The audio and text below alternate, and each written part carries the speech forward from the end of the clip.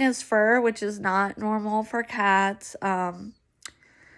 Cats are normally very cleanly as opposed to like dogs or something like that.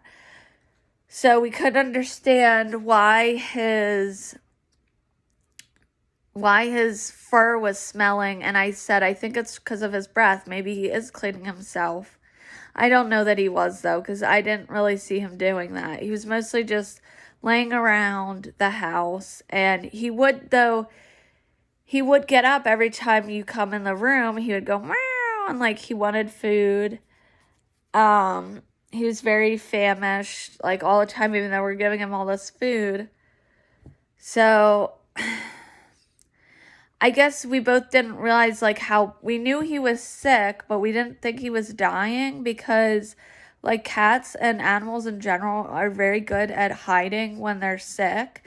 They're not going to tell you, obviously, hey, I don't feel good. But not only do they do that, but they try to like hide it because they don't want to be, I guess, attacked by a predator. So even though I thought he was very alert and everything, and as far as he would always get up and immediately when you walk in the room, he would get up right away and start meowing. And, you know, he was very affectionate. And it was hard to tell. Like, I could tell he was skinny, but I couldn't tell because he was so skinny when we got him in, if he was losing more or not. It was hard. Like, some days he looked better than others. And sometimes his pupils did look more normal. So it was very hard to tell, and I think, like, I definitely was in, I think, even more denial than Rick was, because I just didn't want to believe, like, that my cat is dying. Like, we finally got him in the house. He finally completely, like, trusted us after 3 years. Like, we could handle him just like our other cats. He was so sweet and so, like, affectionate and just a wonderful cat that I think I didn't want to believe it. And eventually I kept worrying because we started noticing, like, the smell, like, there was no denying the smell. And it started to stink up even, like, rooms he was in. And this was after Rick had given him a shower and after we had made sure the litter boxes were completely clean, like, every day. And we started to notice, like, his balance seemed a little more off. Like, when he would be walking, he'd be kind of more wobbly. And Rick said that one night he had put him on the bed and that he jumped down, and cats are always land on their feet, and he had landed on his side. And so I was like, okay, maybe there is something neurological. So I started calling other vets, and everybody was like, oh, we're really busy. I don't know if this is the busy time of vets for the years, the summer, I don't know, but everybody was like booked for a couple weeks. So then I started calling emergency vets. I talked to one emergency vet. They're like, you should probably bring him in. It sounds like you shouldn't wait on this. And I just, like, that day I just had this feeling, like, I don't know, I remember I got up and I went to feed him, and I just had, like, this bad feeling. Like, I don't know, it was something telling me, like, I could just tell, like, his balance was worse, and he was so, like, meowing. It was almost like he was meowing, like, help me, not just, I'm hungry. And again, it was hard to tell because he was eating so good. Like, he had such a great appetite. I was like, if he's dying, he should be off in a corner somewhere or being mean or not eating. Like, he can't be dying. And the other cats are being nice to him. Like, but now I think maybe that's why Rose was being nice to him, because normally I think she felt threatened, like we were going to replace her with him or something. So, and I did kind of notice, like, his buddy Axel was kind of staying away from him. And sometimes that's, like, a sign. It wasn't like he was being mean to him or anything, but I did notice Axel wasn't, like, going up to him in the house like he might have done outside. And I also noticed that he wasn't going outside at all. And that's kind of weird for an outdoor cat to never go outside. Like, usually if they love the outside or they've been in it all their life, they're going to want to go back outside. Like Axel, we could never make him a completely indoor cat from now on, because he, once we got a backyard, he just immediately loved it. And I don't think, like, he would just sit in the house and meow all day to be let out. But anyway, so I took him to the vet because, like, we're getting really worried now. Take him to this emergency vet. And, of course, it's, like, super expensive because it's an emergency. And, like, I feel like vets, their cost is so expensive, like, almost unfairly, to begin with, let alone this emergency place. So they told me to just drop him off. I wanted to stay with him because I was, like, worried, but because of COVID, they told me I had to go home, and which I didn't like. I always like to be in the room with my pet when the vet's seeing them, to get their feedback and to just be there for my cat. So I go home and I'm like, okay, well, I can keep myself busy. So I'm, like, trying to do things to stay busy, like, not worry. And then the vet calls me and says, after like a couple hours, says, this cat is really, really sick. Like, I can tell you that much. Just based on exam, they said that he was dehydrated, which I was like, how can he be dehydrated? We have all these water dishes. He even drinks out of the dog dish that's full of water. Like, that doesn't make sense to me. And she's like, yeah, he's very dehydrated. This cat is literally skin and bones. And the way she had said it, it made me feel bad. It made me feel like, she didn't mean it in a mean way. She was a very honest vet, but it made me feel bad because here I am, a nurse that's always around dying old people and hospice people, and I couldn't even notice that my own damn cat is obviously dying. But that's what I feel guilty. I feel guilty about because I was in denial. Like, obviously, I should have taken him to a vet earlier. But when it's, like, your own baby that you're, like, in love with, or you don't want to believe, like, okay, they're dying. Like, I just feel more empathy for people that have a loved one that is dying, and I realize, like, I'm a freaking nurse. I know all the signs, but I'm used to dealing with people, not animals. So they show that they're dying in different ways. And number two, when it's your own either flesh and blood or your own family member, I see, like, how it is so hard to, like, face reality. So she said, I think we should do blood work, and I agreed. And she's like, it's going to cost this much. I'm like, okay, whatever. Like, I just want to know. And I'm like, well, what do you think it might be? And she's like, I don't know. It could be feline AIDS. It could be feline leukemia. She said he could have kidney failure because of the breath and everything. And I was like, oh my God, like, here we go again. This is deja vu. My tuxedo male cat is 3 years old. I hope to God he doesn't have kidney failure. So she tells me to, like, give him some time, and they're going to do the blood work. So I said, okay. So I was waiting around. My husband got home, Rick got home, and I told him everything that had happened. And he's like, I told you, and I was like, I know, you're right. I don't know why, like, I'm an idiot sometimes with, like, obvious things, like him needing to go to the vet. But I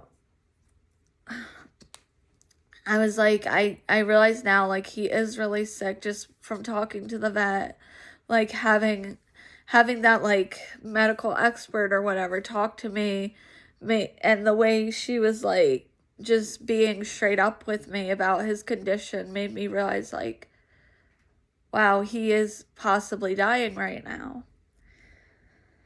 So I was very upset. I was crying. Like, we both started crying a little bit, but we're like, my husband's like, but just stay positive. Maybe his blood work will come back fine.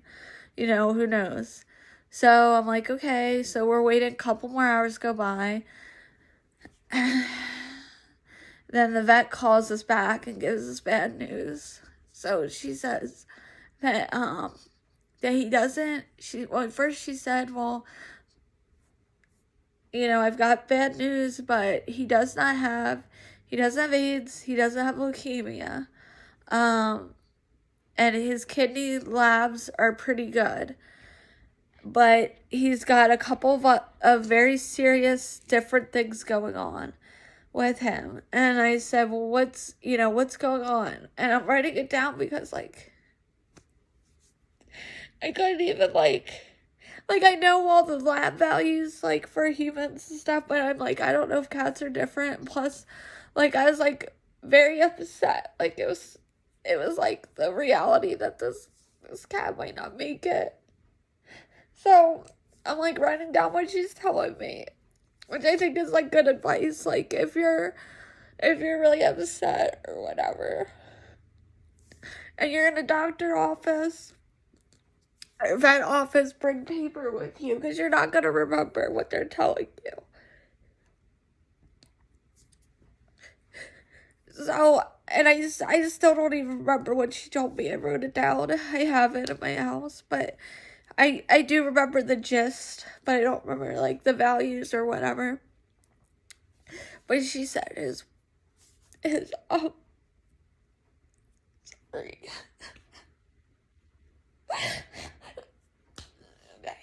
Right. So she said that, I got grab tissues.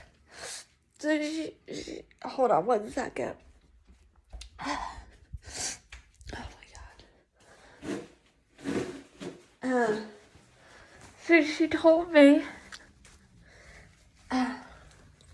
that his, blood glucose was near seizure level. It was, like, normally it's 80 to 100, which is similar to humans. Like, that's the normal blood sugar level. She said he was, like, at 22.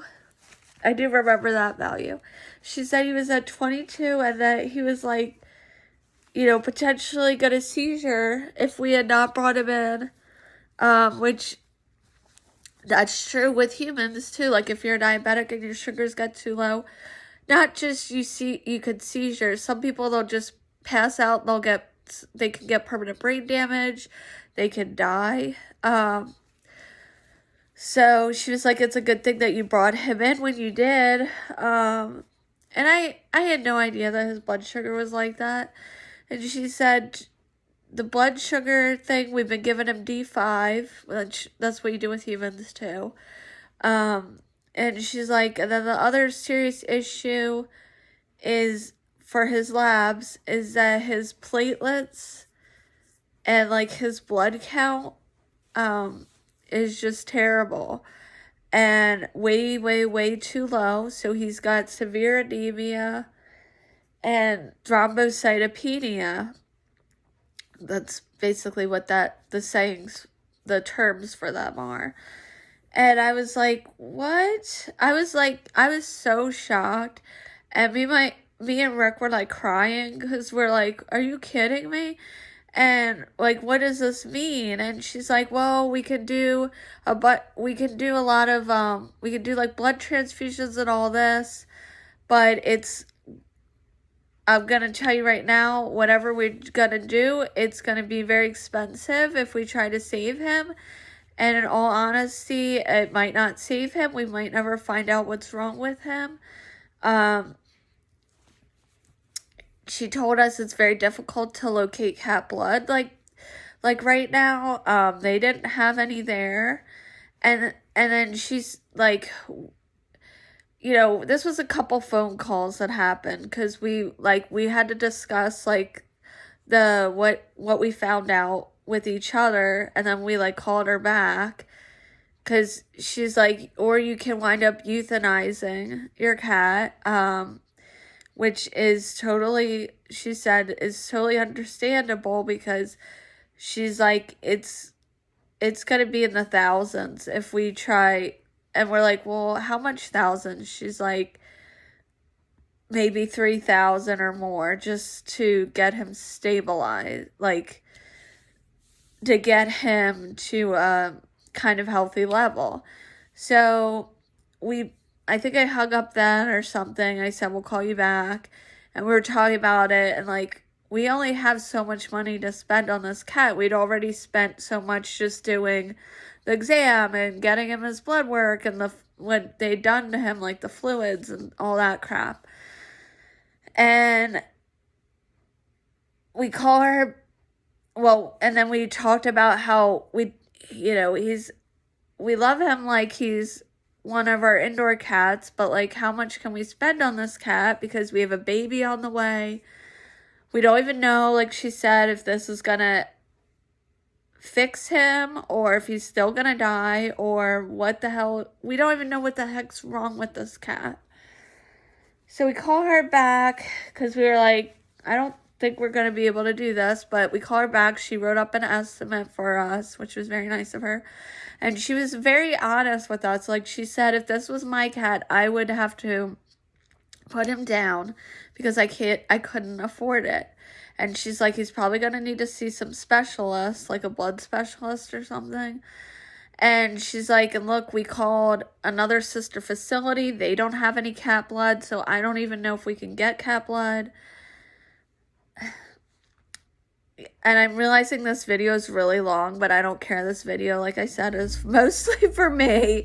And if you're interested in this stuff. So, anyway,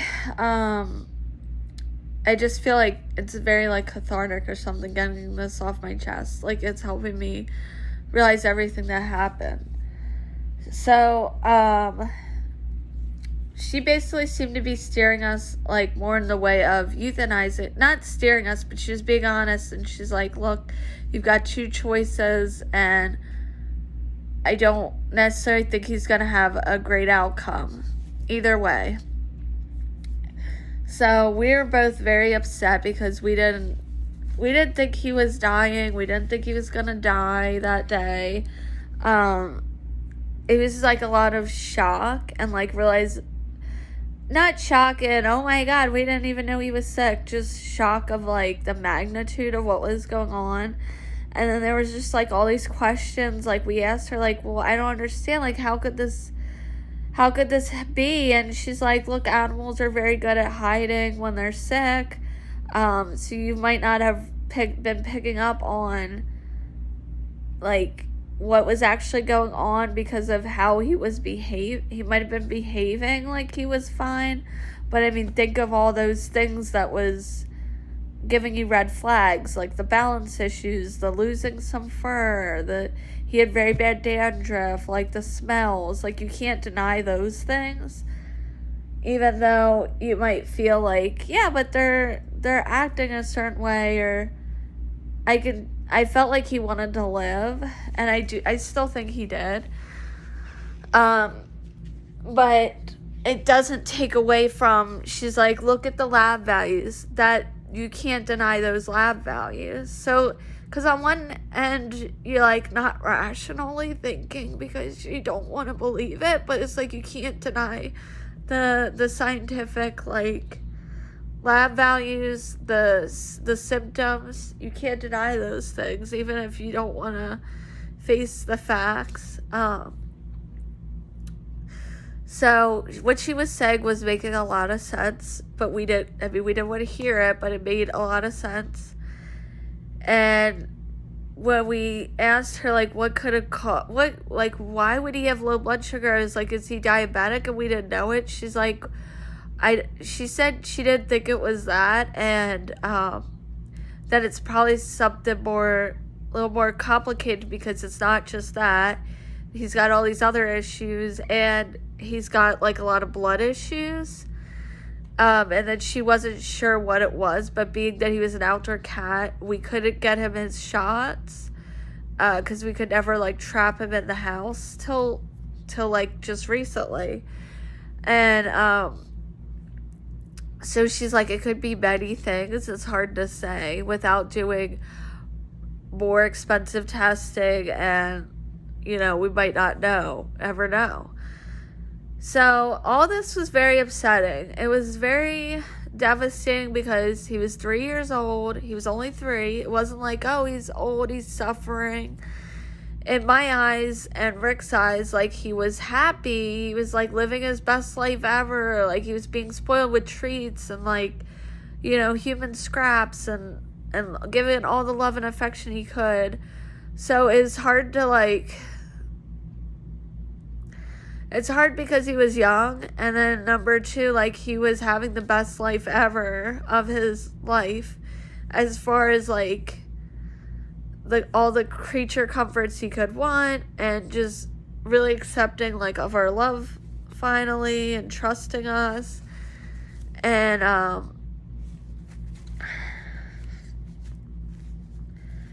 so it's like, but how could this soul, this animal, be dying when he's like at the peak of his life? Like, it was just like,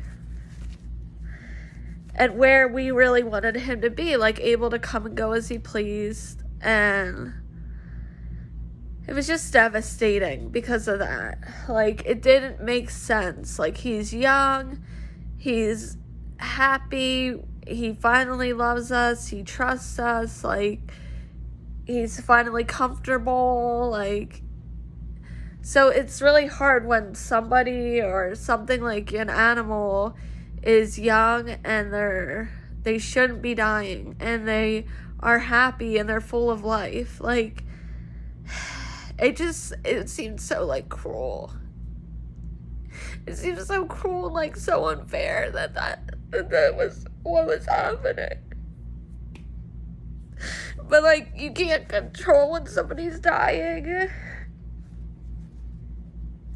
You can't control, like, bad things that happen to people. That's, you know, like, that's something, like, you won't get the answers to, I think, in this life sometimes.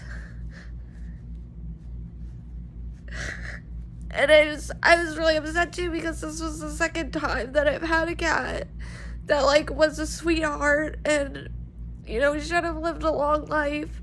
But here they're dead at 3 years old. Like, I couldn't believe it was happening again, because he reminded me so much of that cat. And I was like, this is just cruel. Like, why would God let this happen?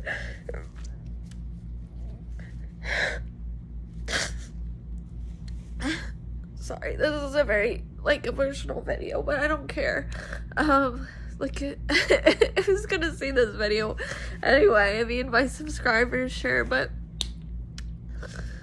anyway, so, I don't know. Like, the whole thing just felt like, just sucked, and just felt awful. It just felt like you've been punched in the stomach a bunch of times.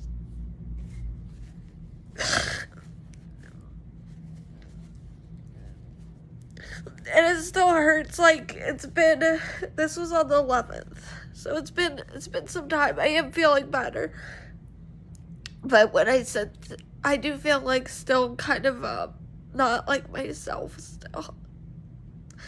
And but I haven't been crying like this. Like, I do cry sometimes, but it's just because I'm reliving it. But I just don't feel like as happy as I do normally. Like, I feel a little bit more depressed, especially, I mean, the first, like, this day when we found out was just so awful. And then the next day was hard, and the next day was hard, but it was a little better. The third day was kind of the same. And then, like, when I went back to work, it was like, each day slowly seems to get a little bit better, but I still don't feel like myself. But anyways, I just feel like the whole thing has been very emotionally draining. I had a patient the other day tell me, "You look so tired," and I'm like, I am. Like, I'm pregnant. I'm like almost 6 months pregnant. My cat died. Well, I didn't tell them that, but I was like, I am, because, I've had an awful week. I'm pregnant, and then this happened. Like, hasn't been exactly the easiest pregnancy. Like, it's a pandemic. I know there's a lot of pregnant people out during this time as well, but it's just been like a very weird pregnancy. Like, I had infertility issues, so it was just like unexpected, and then COVID happened, and not only COVID, but like I'm a nurse and I'm working in like one of the worst hit states, and just, yeah, it's just been like one thing after another, and then my cat dies, but unexpectedly. So anyway, getting back to Bruce, so we decided, after talking to the vet for like a long time, and she was very nice, like she stayed on the line. I know we talked to her for a while, but she, like, I think she wanted to make sure that we were comfortable and had all the information to make a good choice. And, I know it can be a pain in the ass with a lot of questions, and so could my husband. So I really appreciate that we had like this great vet. And again, it gave me more empathy because sometimes as a nurse, we always empathize with our patients, but sometimes with the families, it's like hard to empathize with them. But now that I've gone through it recently, I'm like, oh my God, like, it's easy to be in denial. It's easy to like not understand what's going on. And I'm a medical person, and I was still like, I don't get what the heck, how did he get this sick? I don't understand. And like so fast. But anyway, so like it gave me a lot more empathy for these families going through this. So anyway, so we decided pretty quickly, because she's like, I would like an answer within an hour. This cat's been here all day. And I agreed. Like, I didn't want to leave him there. And we had even asked, like, what if we get a second opinion? And she's like, you could get a second opinion. A lot of the vet places are really busy right now. It would probably delay him being here even longer, and he's already really sick, and I don't know when they could get back to you, but we can fax it to your regular vet. And she's like, and these lab values are really bad, doesn't matter who looks at them. And she was kind of just steering us maybe towards like not being irrational, because then at one point I was like, well, I just want to take him home. Like, I just want to take him home. Maybe he'll get better. And she was like, because I just do. I wanted to take him home. I didn't want him dying, like, in this weird place. Like, and I just, like, I didn't want to believe it. So she's like, no. She's like, he's not going to get better. Like, she's like, no, he's not just going to get better on his own, Like, he needs either serious medical care or he needs to be put down. Like it would be against medical advice. He could seizure at any minute. I don't even know how much longer he's going to be stable. Like, we might have to give him more of the D5 and all this. So she told us to let her know within an hour. So me and Rick, we were talking, and we pretty much determined after a little bit of talking, like, we didn't want to drag this out. We didn't want him suffering, that we wanted to get there and be there for him. So we decided we're going to euthanize him, and that we needed to get right over there.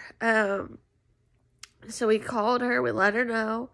Then we immediately left, and we got there. And, so we got taken to this room, and they brought him in after a little bit, and he immediately looked right up at us, and he was in this little blanket. Sorry.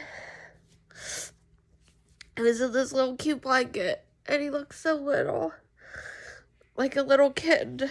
And